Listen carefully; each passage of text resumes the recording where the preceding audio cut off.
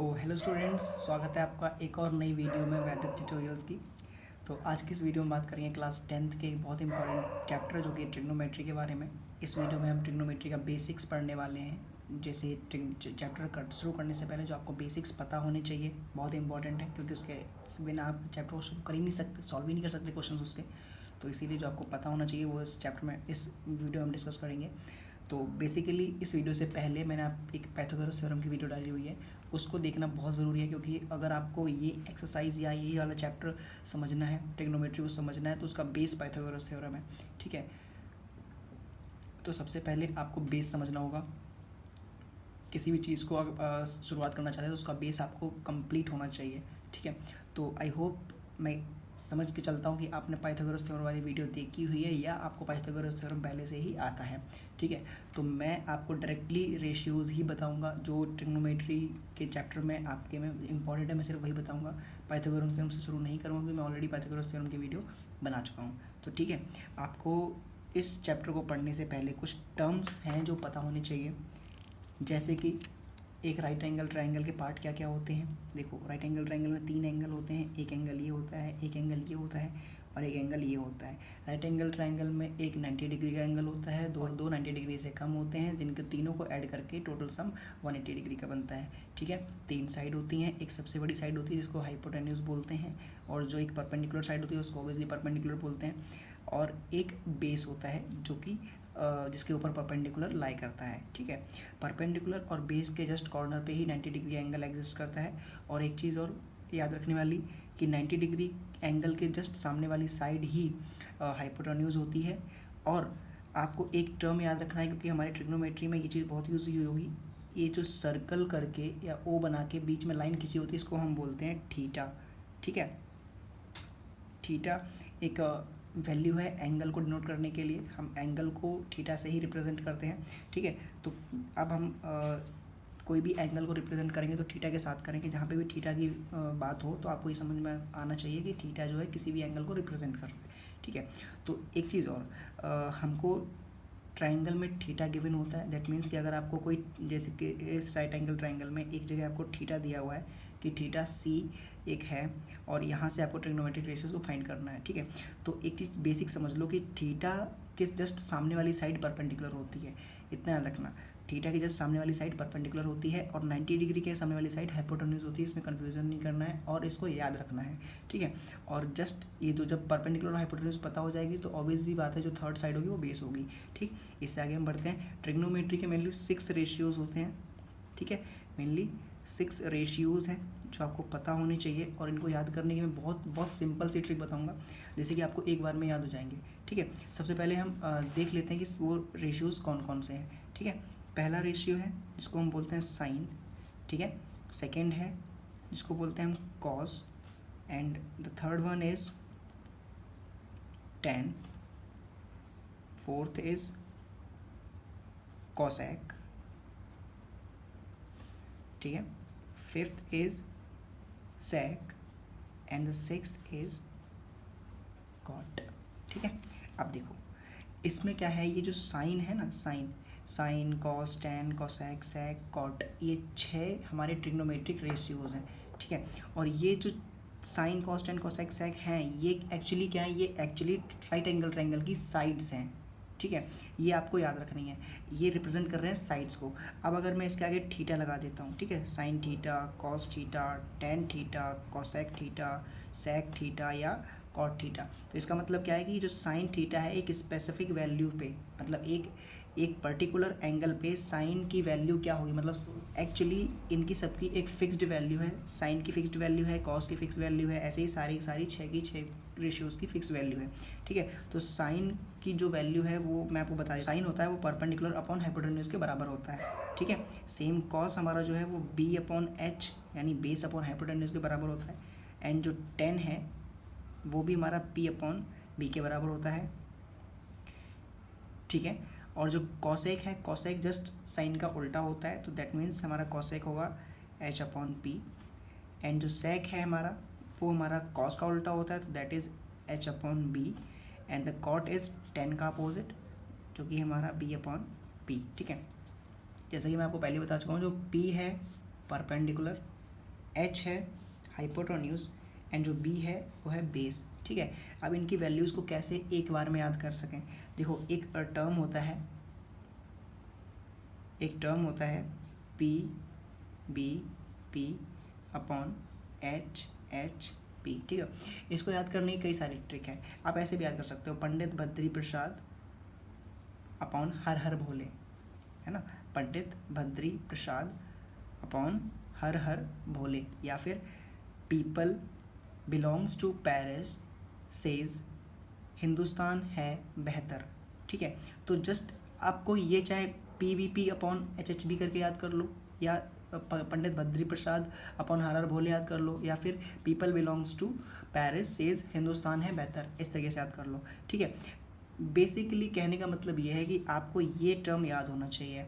अगर ये टर्म आपको याद है तो ये 6 के 6 रेशियो आपको याद रहेंगे। कैसे, आपको ये सीरीज याद रखनी है, sine cos tan cosec sec cot, ये सीरीज होती है, ठीक। जस्ट इसके साथ आपको याद रखना है कि ये जो है पंडित बद्री प्रसाद अपॉन हर हर भोले, या फिर people belongs to Paris says Hindustan है बेहतर, यही सीरीज़ है, ठीक है। जब आप ऊपर से नीचे की तरफ जाओगे तो साइन कॉस टेन, ये 3 याद रखने हैं आपको, क्योंकि जो पहला टर्म है वो आपका साइन का टर्म होगा, बीच वाला टर्म कॉस का रहेगा एंड थर्ड वाला टर्म टेन का रहेगा। और जब आप नीचे से ऊपर की तरफ जाओगे, ठीक है, तो आपका नीचे से ऊपर का टर्म पहला कॉसेक का रहेगा, दूसरा सेक का रहेगा और तीसरा कॉट का रहेगा, ठीक है। ये अपने को बस याद रखना है, क्योंकि साइन थीटा की वैल्यू क्या है हमारी, पी अपॉन एच है, कॉस थीटा की वैल्यू क्या है, बी अपॉन एच है, टेन थीटा की है P upon B, cosec theta की है एच अपॉन पी, और सेक थीटा की है एच अपॉन बी, ठीक है। इसी तरीके से कॉट थीटा की है बी अपॉन पी।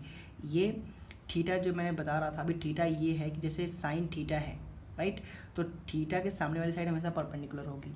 अब अगर मैं आपको यहाँ पे एक एग्जांपल बताऊँ, देखो जैसे साइन थीटा की वैल्यू पी अपॉन एच है, तो थीटा यहाँ पे है तो परपेंडिकुलर भी यहाँ पे ये हुआ और हाइपोटेन्यूज ये हुआ। दैट मीन्स कि ये जो हमारा परपेंडिकुलर है ए बी अपॉन ए सी, अभी इसकी वैल्यू ये हुई क्योंकि हमारा थीटा यहाँ पे गिवन है। अगर मैं आपको यहीं एक एग्जांपल बताता हूँ कि अगर साइन ए की बात करें, अभी हम यहाँ पे साइन थीटा की बात कर रहे थे, अभी हम यहाँ पे साइन ए की बात करें, तो इसका मतलब ये है कि मैं इस ट्रायंगल में इस एंगल की बात कर रहा हूँ, ठीक है। एक दूसरा पेन लेता हूँ ताकि आपको समझ में आए। मैं इस ट्रायंगल में एंगल ए की बात कर रहा हूँ, तो जैसा कि मैंने आपको बताया था जो भी एंगल हमको गिवन होगा उसके जस्ट सामने वाली साइड परपेंडिकुलर होगी, ठीक है। तो इसी तरीके से हम अगर साइन ए की बात कर रहे हैं तो यहाँ पे एंगल ए के सामने वाली साइड परपेंडिकुलर होगी। इस केस में साइन ए क्या होता है हमारा, पी अपॉन एच होता है, और इस केस में एंगल ए के केस में हमारा ए के सामने वाली साइड परपेंडिकुलर है। That means B C upon hypotenuse ये ए सी हो जाएगी। आई थिंक आप डिफरेंस समझ पा रहे होंगे। जब थीटा हमको जहाँ पे गिवन होगा उसके जस्ट सामने वाली साइड ही परपेंडिकुलर होगी, चाहे वो ए पे गिवन हो, चाहे वो बी पे गिवन हो, और चाहे सी पे गिवन हो, ठीक है। डिपेंड करता है क्वेश्चन में कहाँ पे क्या एंगल गिवन है। ये चीज़ आपको, ये कॉन्सेप्ट आपको याद रखना है, क्योंकि ये जो कॉन्सेप्ट है ये बहुत इंपॉर्टेंट कॉन्सेप्ट है, ठीक है। आप इससे रिलेटेड एक क्वेश्चन सॉल्व करेंगे ताकि आपको स्ट्रांग हो जाए जो हमने ये सीखा है, ठीक है। तो जैसा कि आपकी एक्सरसाइज में ये क्वेश्चन है, ठीक है, आपको क्वेश्चन नंबर 5 एक्सरसाइज नंबर 8.1 जिसमें आपको दिया हुआ है कि सेक थीटा इक्वल टू 13/12 और बताया हुआ है कि फाइंड ऑल द रेशियोज़। अब देखो 6 रेशियो होते हैं जिसमें एक रेशियो इन्होंने ऑलरेडी दे दिया है, अपने क्या करना है, फाइंड ऑल 5 रेशियोज़, ठीक है। तो सिंपली अपने क्या करना है, देखो इस केस में एक सबसे पहले ट्रायंगल ड्रॉ करते हैं क्योंकि हमारा सारा खेल राइट एंगल ट्रायंगल पे ही है। तो ए बी सी, देखो यहाँ पे आपको थीटा दिया हुआ है, हम थीटा कुछ भी ले सकते हैं क्योंकि यहाँ पे स्पेसिफिक एक मतलब फिक्स नहीं किया हुआ है कि जो हमारा थीटा वो ए है या सी है, ठीक है। तो बी हमारा 90 डिग्री है, अब हमने थीटा को सी मान लिया तो हम इसको थीटा को ये यहाँ पे मान लेते हैं, मतलब सी पे थीटा मान लेते हैं, सी हमारा थीटा एंगल गिवन है ऐसे मान लेते हैं, ठीक है। तो सेक जैसा कि मैंने आपको यहाँ पे बताया था, सेक कितना दिया हुआ है यहाँ पे, सेक क्या होता है, सेक होता है एच अपॉन बी, ठीक है। दैट मीन्स हमें क्या दिया हुआ है, देखो गिवन क्या है, देखो गिवन क्या है, sec theta equal to H upon b that is 13/12 है ना। इसमें क्या हुआ है, हमको 13h दी है और b कितनी दी है, 12 दी है। ठीक, अब अकॉर्डिंग टू पाइथागोरस थ्योरम हमें h पता है, b पता है और p नहीं पता, तो p फाइंड करने के लिए अपने को पाइथागोरस थ्योरम का फॉर्मूला लगाना पड़ेगा, जो कि पाइथागोरस थ्योरम निकालने के लिए हमारे पास फॉर्मूला होता है p² = h² - b², जिसमें कि हमको p स्क्वायर नहीं पता। और हाँ, एक मैंने टर्म बताया था कि जब स्क्वायर टर्म हटता है तो सामने वाला नंबर अंडर रूट में चला जाता है। और h हमको 13 दिया है, तो 13 का स्क्वायर माइनस b का स्क्वायर, सो हो जाएगा हमारा 13 का स्क्वायर होता है 169 माइनस 12 का होता है 144। ठीक है, और यहाँ पे p = 9 में से 4 गया 5 बचेगा, 6 में से 4 गया 2 बचेगा, बाकी 1 में से 1 गया 0 बचेगा। अब जो 25 होता है किसका स्क्वायर होता है, 25 होता है 5 का स्क्वायर, तो हमारा p जो है 5 आ गया, दैट मीन्स p = 5 आ गया। अब हम जो बचे हुए रेशियोज हैं उनको बहुत इजीली लिख सकते हैं, क्योंकि राइट एंगल ट्रायंगल में 3 साइड पता होंगी तभी हम ट्रिग्नोमेट्रिक रेशियोज़ की वैल्यू लिख पाएंगे। ठीक है, तो इसीलिए मैंने पाइथागोरस थ्योरम की वीडियो पहले बनाई थी, और इसीलिए आपसे मैंने कहा था कि पाइथागोरस थ्योरम को समझ लो, और नहीं आता है तो वो वाली वीडियो देख लो, अगर आता है तो मच बेटर कि आपको ये समझ में आ गया होगा। ठीक है, तो बचे हुए देखो सेक दिया हुआ है हमें, अब बचे हुए ट्रिग्नोमेट्रिक रेशियो लिख लेते हैं, जो कि हमारे होते हैं साइन। सबसे पहले साइन लिखते हैं हम, साइन थीटा। यहाँ पे हमारा थीटा है, तो सामने वाली साइड क्या होगी, परपेंडिकुलर होगी। ऑब्वियस सी बात है, जैसे मैंने बताया था कि थीटा के सामने वाली साइड परपेंडिकुलर ही होती है। तो साइन हमारा क्या होता है, p/h। अच्छा देखो, अभी आपको ट्रिग्नोमेट्रिक रेशियो दोबारा से याद करने पड़ेंगे, है ना। तो जो मैंने ट्रिक बताई थी, people belongs to Paris says Hindustan है बेहतर। ठीक है, तो साइन क्या होता है, p/h होता है, तो इस केस में साइन थीटा p/h मतलब p 5 है और h हमारा 13 है। ठीक है, ऐसे ही कॉस थीटा क्या होगा हमारा, b/h, b/h, तो b हमारा है कितना 12 और h कितना है हमारा 13। सेम tan के साथ tan थीटा = p/b, तो p हमारा कितना है 5 और b कितना है 12। ठीक है, इसी तरीके से नेक्स्ट हमारा जो है साइन कॉस tan, बचा कॉसेक। यहाँ पे लिख लेते हैं cosec theta. Cosec just sine का उल्टा होता है, तो या तो आप इसको रिवर्स करके लिख दो, या तो यहाँ से आप लिख लो h/p होता है कॉसेक, तो = h/p दैट इज़ 13/5। ठीक है, साइन कॉस tan कॉसेक। सेक हमें दिया हुआ है यहाँ पे ऑलरेडी, हम सेक नहीं लिखेंगे बट कॉट को फाइंड करना पड़ेगा। कॉट थीटा = b/p होता है, that is b/p, so that is b हमारा है कितना 12, p कितना है 5। ठीक है, ये सारे के सारे हमारे 5 रेशियोज़ आ गए।